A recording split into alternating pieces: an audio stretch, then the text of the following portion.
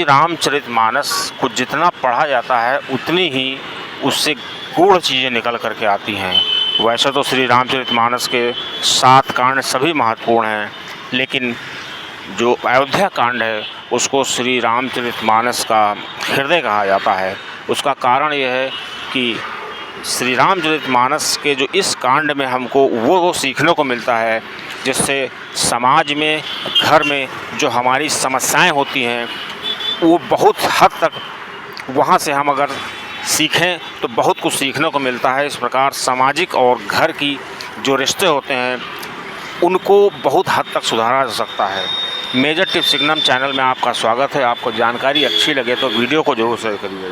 दोस्तों, श्री रामचरितमानस को पढ़ने से पता चलता है कि पूरे अयोध्या कांड में, पूरी रामचरितमानस में कहीं पर श्री दशरथ जी ने ये नहीं कहा श्री राम जी से कि तुम वन चले जाओ।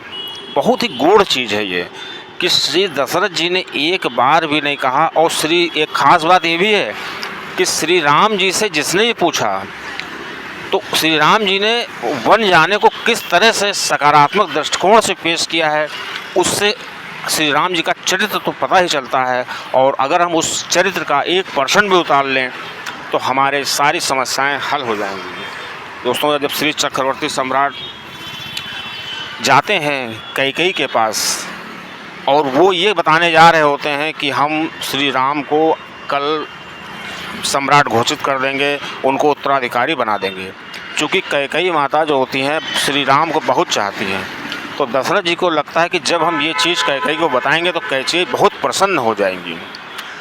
तो उसके बाद जब श्री दशरथ जी कैकेयी के कोप भवन में पहुंचते हैं तो श्री दशरथ जी से वो जो कैकेयी माता हैं 2 वरदान मांगने को कहती हैं।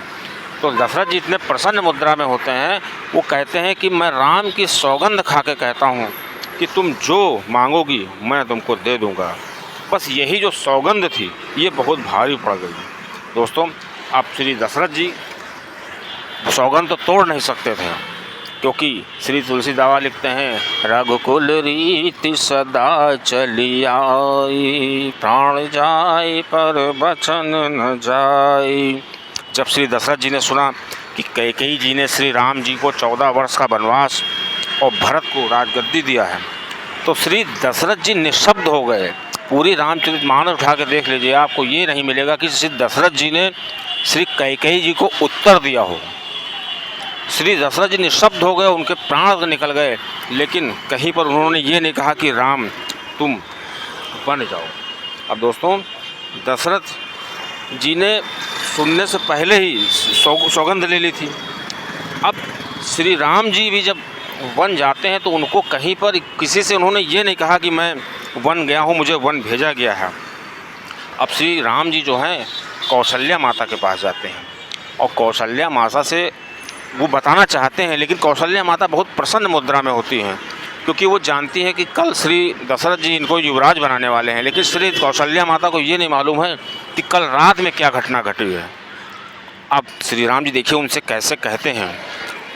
अब जब श्री राम जी को कौशल्या माता कहती है कि तुम जाओ, नहा धो कर तैयार हो जाओ, पिताजी के पास जाओ और पिताजी की आज्ञा का पालन करो।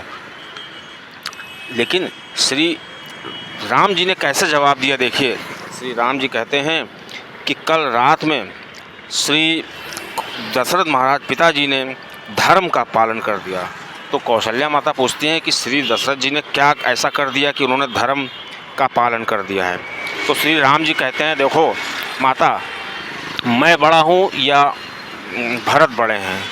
तो माता ने कहा तुम बड़े हो, इसका मतलब भरत छोटे हैं। तो माता ने कहा हाँ भरत छोटे हैं। तो श्री राम जी ने कहा कि दशरथ जी ने धर्म का काम ये किया है कि मैं बड़ा हूँ तो मुझे बड़ा भाग दिया है अपने राज्य का, मतलब जंगल हमारे भाग में दिया है। और चूँकि दशरथ जी के जो छोटे पुत्र हैं वो श्री भरत जी हैं, तो भरत जी चूँकि छोटे हैं तो उनको अयोध्या चूँकि छोटी है तो उनको छोटा भाग दिया है। ये बहुत बड़ा धर्म का काम किया है। श्री तुलसी बाबा स्वयं लिखते हैं कि श्री राम जी कहते हैं, पिता दीन मोहि कानन राजू, मतलब कानन राजू मतलब उन्होंने हमको जंगल का राज्य दिया है।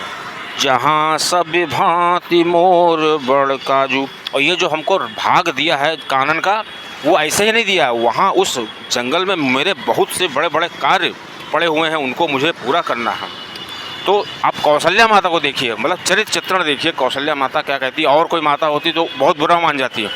कौशल्या माता कहती हैं कि देखो, एक पुत्र के लिए सबसे बड़ा धर्म होता है अपने पिता की बात को मानना, तो तुम वही करो जो पिता ने कहा है। लेकिन चूँकि माता का स्थान पिता से ऊंचा होता है, तो मैं तुमसे कहती हूँ कि तुम वन मत जाओ, और तुम नहीं जाओगे।